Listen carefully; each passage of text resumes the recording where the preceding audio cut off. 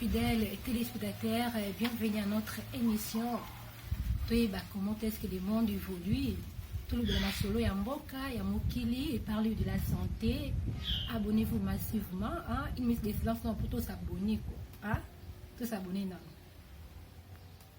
Merci de vous abonner. Merci de te partager le lien. Merci beaucoup. Un grand merci déjà à tonton Hervé Okito qui est là derrière la caméra, Sifaloshi derrière la caméra. Aujourd'hui, on va parler de la Covid-19. Ça fait longtemps, au nom de la guerre ukrainienne et le monde du Corona. Au nom Corona, ils ont société. Aujourd'hui, nous allons savoir avec un messier qui est ici à côté de moi. Notre présenté était lui-même, à cause de présenté devant la caméra Nabiso. Nous allons nous découvrir ensemble avec vous. Bonjour, docteur. Bonjour, madame la journaliste. Oui, docteur, pourriez-vous vous présenter? Est-ce que c'est la première fois de vous recevoir chez nous ici? Merci. Je m'appelle Didier Mbaye Kangoudi. Je suis médecin, spécialiste en santé publique.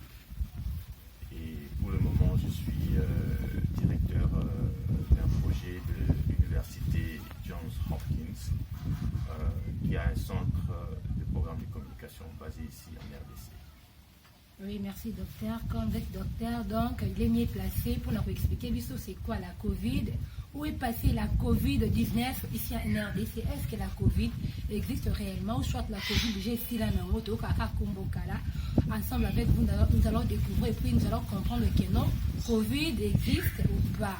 Docteur, est-ce qu'on peut avoir la définition de la Covid? Parce qu'il y a tant de personnes, il y a que Corona, mais ne savent pas c'est quoi la Covid. Si vous pouvez nous expliquer c'est quoi la Covid? Bon, Covid, ça a été d'abord au départ une contraction de deux mots, Co pour Corona et V pour virus et D pour disease, c'était en anglais, hein? Coronavirus disease, ça on a appelé ça Covid. Et à l'époque, en fait, l'OMS, qui est l'institution de référence, avait voulu effectivement, comme aujourd'hui, par exemple, quand on parle d'Ebola, on parle de la maladie à virus Ebola, M et E.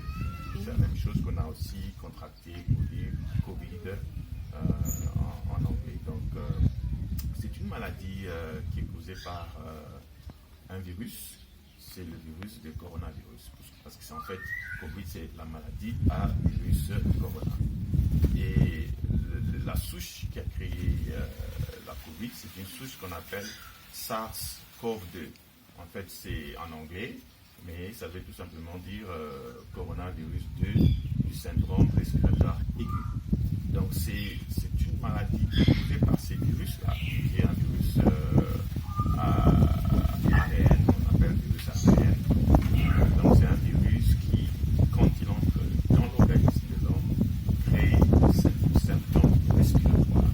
C'est pour ça qu'à l'origine, c'est coronavirus comme étant un virus du syndrome respiratoire aigu. Donc, la majorité des symptômes que cause le virus, quand il entre dans le corps de l'individu, crée, n'est-ce pas, des symptômes de type respiratoire, comme on en parlera plus tard. Voilà un peu en résumé ce qu'on peut appeler par la Covid. Et on a en fait dit 19 parce qu'on dit Covid-19, oui. Parce qu'effectivement, ce coronavirus-là, cette souche-là de coronavirus a été découverte en 2019 en Chine. Bon, on en parlera probablement au cours de l'émission.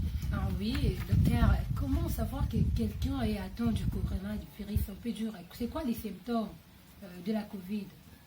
Voilà, c'est comme son nom l'indique, SARS. SARS, Severe Acute Respiratory Syndrome, ce sont des symptômes autour du système respiratoire. Parce que le virus entre par les voies respiratoires, par les voies nasales. Il crée soit un écoulement nasal, soit une toux, soit une fièvre, soit des difficultés respiratoires.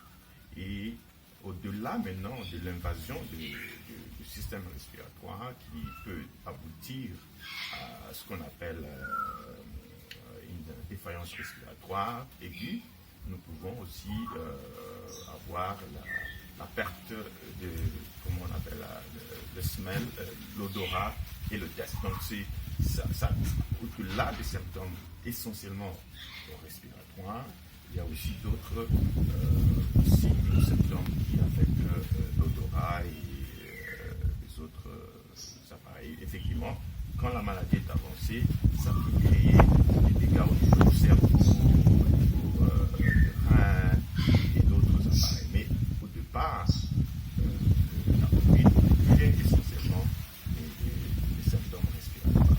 Ah oui, par les symptômes que vous avez cités ici, si on peut reculer un peu derrière, décembre 2020 comme ça, il y avait vraiment, c'était quoi? Comme une épidémie, donc on était comme là-bas, tout, fièvre, donc on peut affirmer que c'était la Covid ou comment? Parce que c'était partout, dans chaque maison, il y avait des cas. C'est ça le mystère de la Covid. En fait, la Covid est venue révéler une réalité, c'est que la médecine, elle n'est pas une science exacte. La médecine, c'est une science, c'est un art. Et cet art-là, qui est l'art de guérir, a ses limites dans la connaissance humaine. En fait, ces limites sont liées au fait que l'homme connaît en partie, de manière générale. Alors, avant que le corona ne vienne faire les ravages à partir de décembre 2019, nous avions toujours eu des grippes. Oui, c'est ça. Et ces grippes-là sont causées par de multiples virus, le virus influenza, comme on les appelle. Et donc, ce n'est pas parce que le corona est venu que tous les autres épisodes de grippe qui existaient avaient disparu. Donc, il y a eu, à un moment donné, corona qui était en train de faire son chemin, comme étant une pandémie, mais en même temps, il y avait aussi des épisodes de grippe normale. Mais sans avoir testé, il est difficile de distinguer Covid qui s'est fait tester par un test de PCR qui identifie que c'est ça que vous avez et une autre grippe normale pour laquelle le test Covid serait négatif. Donc il y a eu à un moment donné les deux qui couraient parallèlement. Ça ne veut pas dire que toute personne qui avait une toux, fièvre et écoulement nasal avait nécessairement la corona, tout comme il y en avait effectivement qui faisaient la corona sans qu'elle soit sévère. Parce que coronavirus ou Covid, en fait, crée trois types de maladies, soit une maladie totalement légère, tu ne sens à peine, ou modérée, ou alors sévère. Et dans les formes légères, là, les formes mineures, ça a l'air d'une grippe banale. Et c'est ça la majorité d'Africains ont fait effectivement, de Covid banal, mineur, qui ont fait que c'est passé inaperçu. Beaucoup de gens ont fait la Covid sans le savoir, en fait. C'est ça la réalité de cette maladie. Mais ici en RDC, vraiment, Toyo mais on n'a pas vraiment vu ça. On dit seulement que non, il y a la Covid, il y a autant de cas, mais on n'a pas vu ça. Bon, je comprends, je comprends dans le sens que si vous prenez le chiffre au niveau mondial, on parle de 600 millions de cas de Covid depuis que ça a commencé en décembre 2019. Alors, sur les 600 millions de cas, en RDC, on a eu environ, à ce jour, les chiffres qui ont été publiés par le ministère de la Santé nous montrent que nous avons environ 95 000 personnes atteintes. Et sur les 95 000 personnes atteintes en RDC, environ 1400 personnes sont décédées.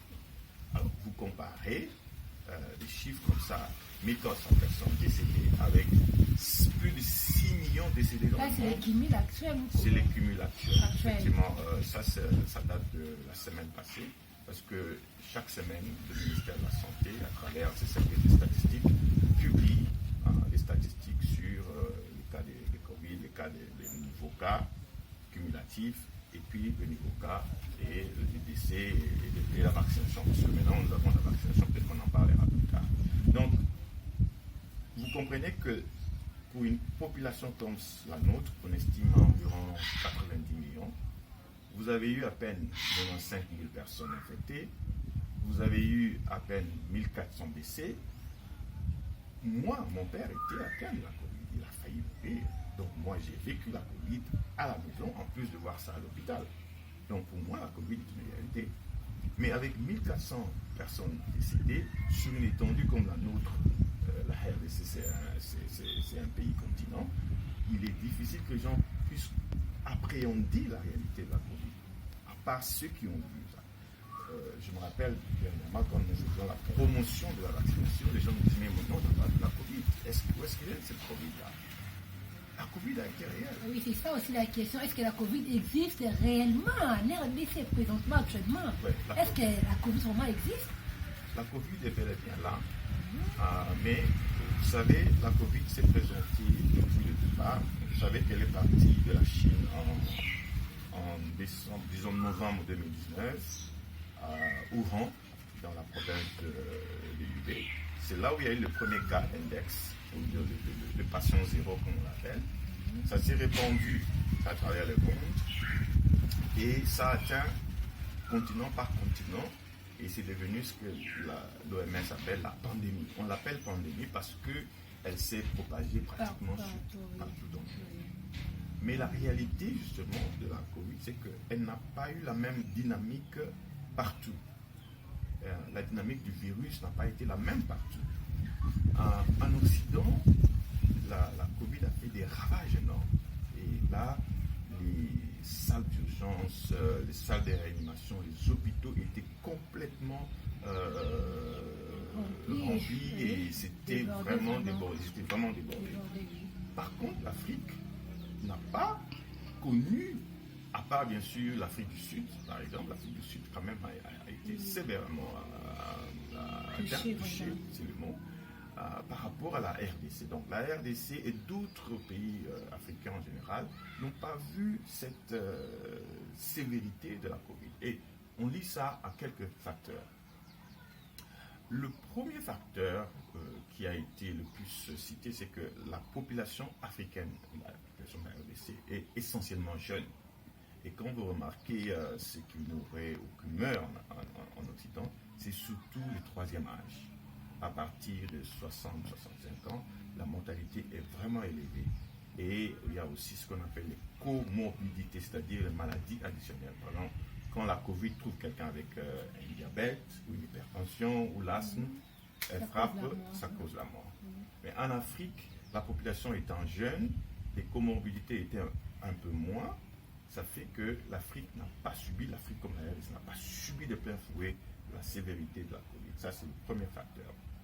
Le deuxième facteur, c'est le facteur de la vaccination contre la tuberculose. Il y a eu des observations scientifiques qui ont montré que l'Afrique, ayant continué la vaccination contre la tuberculose, il y avait une sorte de protection contre la Covid à cause le degré de cette protection.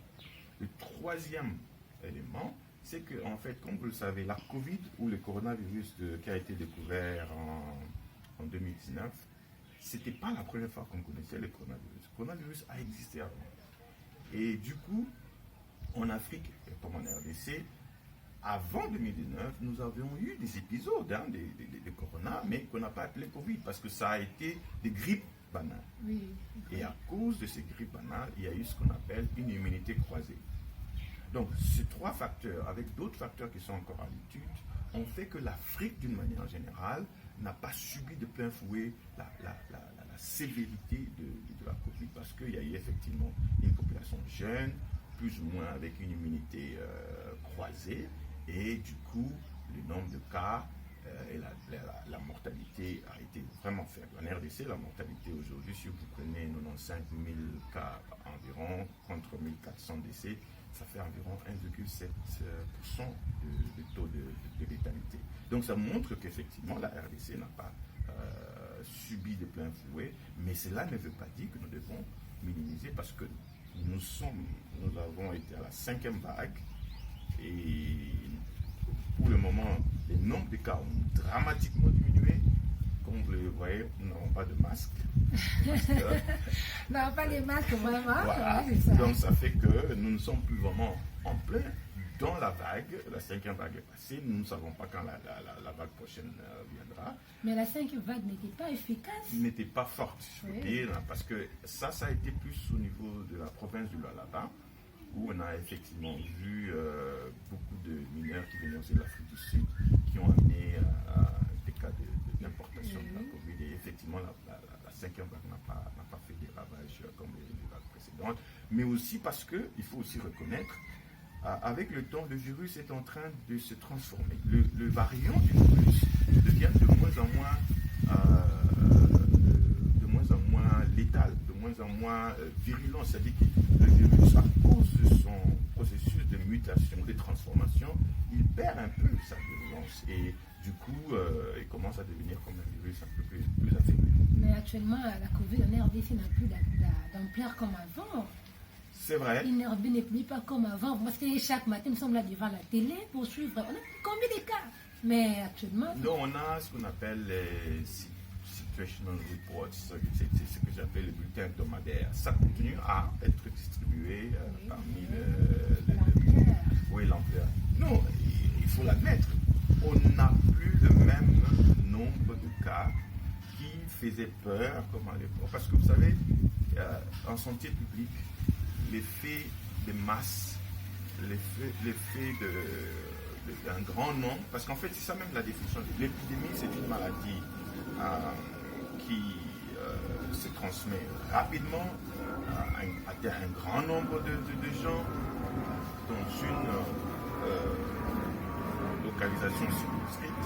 Par contre, la pandémie, c'est une épidémie maintenant qui atteint plusieurs continents. Enfin, mais maintenant ici, ça a eu cet effet-là, et avec les vagues qui se sont espacées, ont diminué le nombre de cas, ça fait que les gens ne sont plus tellement accrochés, et les gens ont finalement dit on vit avec la malaria, on va aussi vivre avec... Donc, nous sommes habitués avec ça. On s'est plus ou moins habitué, sauf qu'il faut se faire vacciner, parce que vous ne savez pas ce qui va se passer. Après, moi, je me suis vacciné, je me suis dit bon, c'est vrai, il n'y a plus la même peur, il n'y a plus la même intensité avec laquelle on parlait de la Covid, mais les dangers de la Covid n'est pas encore complètement... Parlons du vaccin, mais pourquoi les gens ils perdent pour vacciner?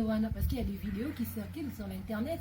Non, moi il était vacciné après 2 jours, il est mort, il était vacciné après 2 jours. Qu'est-ce que vous pouvez dire par rapport à ces genres de vidéos qui circulent tout le temps sur l'internet, qui fait peur aux gens? Donc, moi aussi j'ai peur, oui, moi je ne suis pas vacciné, docteur. Bon, je vais te dire que c'est malheureusement ce qu'a connu le début de la Covid. La Covid, c'est une pandémie, mais ce n'est pas la première pandémie. Il y a eu d'autres pandémies dans le passé. Le plus récent, non, pas le plus récent, celui dont la magnitude peut être comparée à la Covid, c'était en 1918. C'était ce qu'on appelle la grippe espagnole. Elle a tué environ 50 millions de personnes. Mais même à cette époque-là, il y avait beaucoup de rumeurs, de désinformations et de théories de complot. Donc, la résistance ou l'hésitation vaccinale ne date pas d'aujourd'hui. C'est déjà à l'époque. Mais la différence avec ce temps d'aujourd'hui, c'est que les médias sociaux ont été une source d'amplification de beaucoup de mauvaises de la désinformation. Oui. Alors, il y a toujours eu des anti-vaccins depuis bien longtemps. Des gens qui sont contre les vaccins pour des raisons philosophiques ou autres. Mais si je peux vous dire qu'aujourd'hui, au jour d'aujourd'hui, 13 milliards de doses de vaccins ont été administrées. Et en RDC, plus de 4 millions de personnes ont été vaccinées. Où sont passés les morts congolais ramassés? Les gens ne sont pas morts. 4 millions de Congolais aujourd'hui sont vaccinés, dont moi. Nous ne sommes pas morts, on n'est pas transformé en bête, on allait se transformer en animal et tout ça. Donc, nous sommes encore en vie. Les effets secondaires sont là, il faut avouer. Mais qu'est-ce qui s'est passé? Même l'aspirine ici a des effets secondaires. Le paracétamol a des effets secondaires. Il n'y a pas de médicament au monde qui n'ait pas d'effets secondaires. De la même façon, le vaccin a des effets secondaires. Et au départ, il y a eu effectivement quelques morts, pas beaucoup, qui ne sont pas exceptionnels. Il ne faut pas exagérer. Mais comme il y avait déjà un agenda contre la vaccination, on a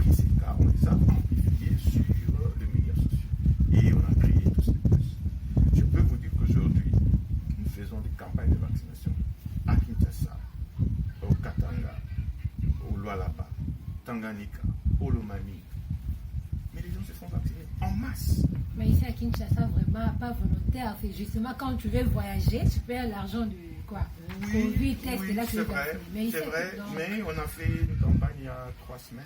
Il y a eu une campagne de vaccination il y a 3 semaines. Oui. On a vacciné environ 150 000 personnes, 140 000 personnes. Volontairement. Volontairement, parce qu'on a finalement adopté l'approche de vaccination mobile. On envoie des équipes mobiles aux différents carrefours. Par exemple, on a visité un carrefour au niveau du centre commercial et les gens venaient volontairement se faire vacciner.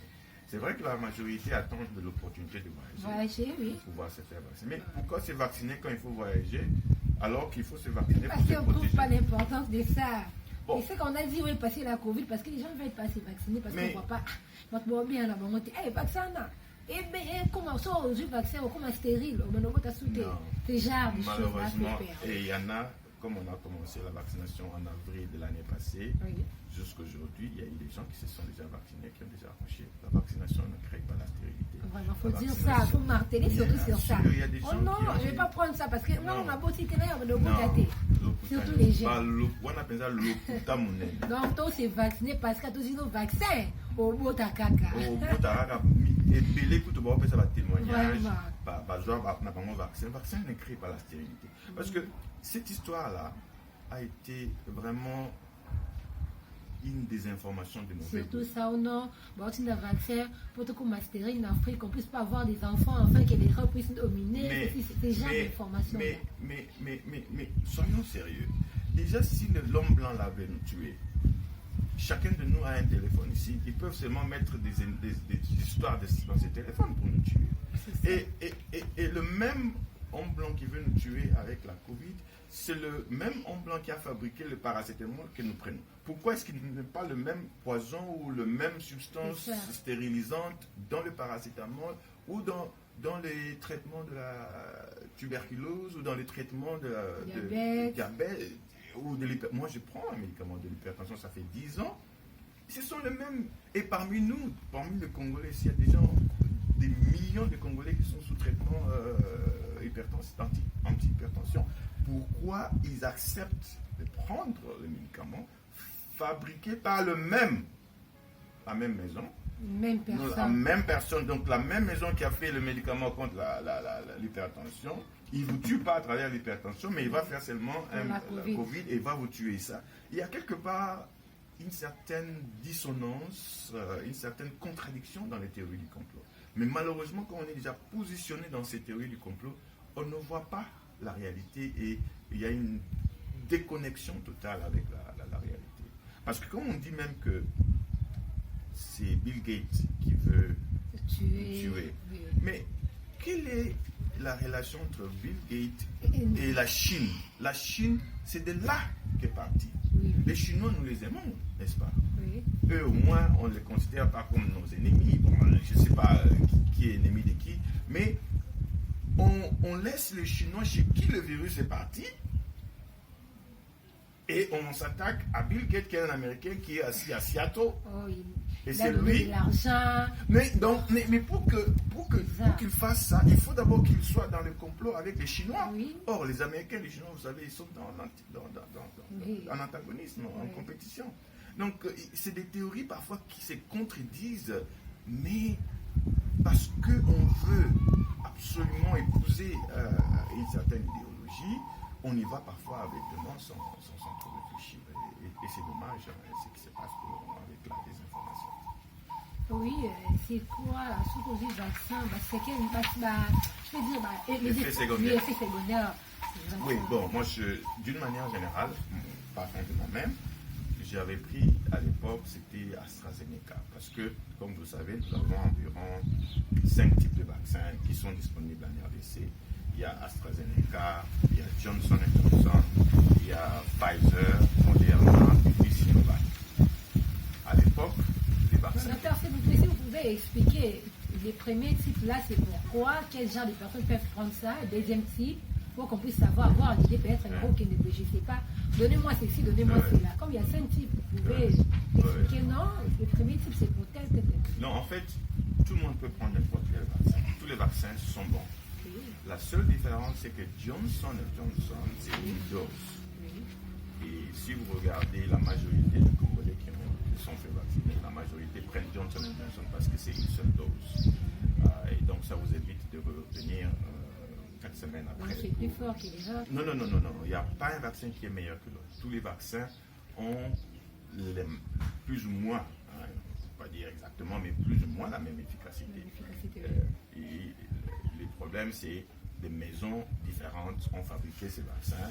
C'est comme quand tu prends le paracétamol fabriqué par quel fabricant, le paracétamol fabriqué par un autre. Prince Pharma, etc. Voilà, tu connais, non? Alors, tu ne peux pas dire que ce paracétamol-là est plus fort que l'autre, à moins que ce soit un contrefait. Normalement, si ce n'est pas un contrefait, il devrait avoir le même effet, plus ou moins. Oui. Alors, que tu prennes Moderna, que tu prennes Pfizer, que tu prennes Johnson Johnson ou AstraZeneca comme moi, tu as une protection. Et cette protection varie entre 90 et 95%, parce qu'il n'y a pas de vaccin qui fasse une protection à 100%. C'est ça aussi la réalité des choses. Parce que les gens pensent que quand tu as pris le vaccin, c'est fini, tu ne feras pas la maladie. Non, tu peux faire la maladie, mais tu ne feras pas la maladie sévère, tu ne feras pas la forme sévère de la maladie. Donc, même si je prends les vaccins, je peux tomber encore malade. Tu peux tomber malade, mais cette fois-là, c'est comme une ceinture de sécurité. Tu vois là, un peu, quand on nous demande de mettre une ceinture de sécurité. La ceinture de sécurité n'empêche pas l'accident. Qu'est-ce que ça fait? C'est en cas d'accident, au moins tu n'auras pas de dégâts majeurs sur le corps. Tu peux éviter d'aller en réanimation ou avoir des dégâts. Donc c'est ça le fait de la vaccination aujourd'hui. Ça joue un effet protecteur dans le sens de si jamais tu as attrapé le virus, ça sera une forme moins sévère. Oui. C'est un peu ça. Donc en termes d'efficacité, tous sont plus ou moins la même efficacité. Et moi j'avais pris AstraZeneca, les effets secondaires c'était essentiellement la fatigue, un peu de fièvre, j'avais eu quand même je sentais vraiment. Tu avais une paire au moins, hein? Bon, c'est un sentiment et humain. bandit déjà. C'est un sentiment humain. Oui.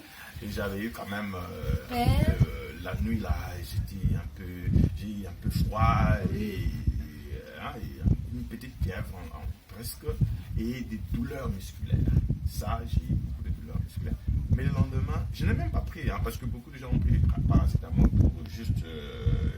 Moi, je me suis dit, je vais observer mon corps. C'est vrai, la peur, c'est bien, c'est humain, mais je ne pensais pas que j'allais mourir de la vaccination. Donc, jusqu'à quand j'ai pris ma deuxième dose, d'ailleurs, la deuxième dose, j'ai presque rien senti. C'est à la première dose que j'avais plus des effets secondaires. Donc, les effets secondaires sont là. En général, ce sont des effets mineurs, vraiment mineurs, des douleurs au point d'injection, des douleurs musculaires, un peu de fièvre, des moments de fatigue aussi. J'avais aussi beaucoup de fatigue après la vaccination. Donc, quand vous prenez ça au monobelli, fièvre, il ne faut pas dire que je vais mourir. Non, le docteur avait pris ça, il est en vie, tous est vacciné. Même moi aussi, après ici, là, j'ai dit déjà à tonton Lava, lui, il est au Canada. Oh non, on en a commenté pour vaccin, 24 vaccins. Non, docteur, il est vacciné, mais il est toujours en vie, il n'est pas mort. Donc, c'est un peu ça.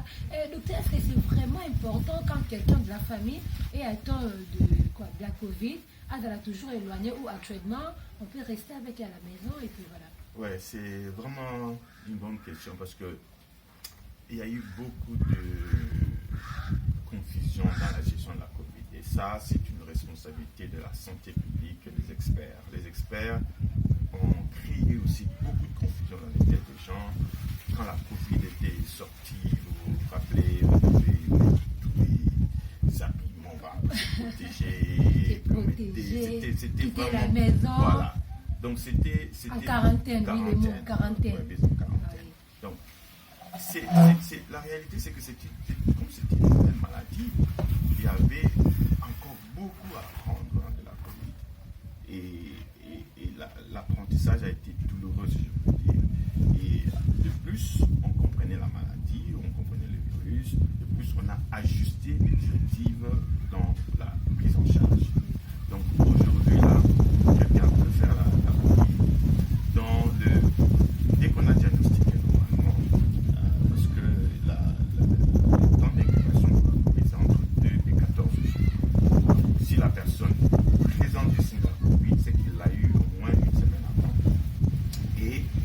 commence à déjà contaminer son environnement. Et dès que vous avez été diagnostiqué la Covid, aujourd'hui, on n'en va plus à l'hôpital.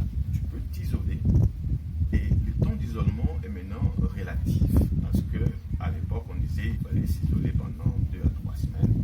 Aujourd'hui, même, on est en 10 jours et on refait le test Covid. Dès que le test est négatif et il n'y a pas des symptômes, la personne peut retrouver l'environnement. Le test est toujours gratuit et puis les traitements, ou soit c'est payant actuellement? Non, les traitements sont gratuits dans certains centres du gouvernement. Et si vous allez en privé, vous devez payer. Le vaccin est gratuit, mais le test n'est pas gratuit.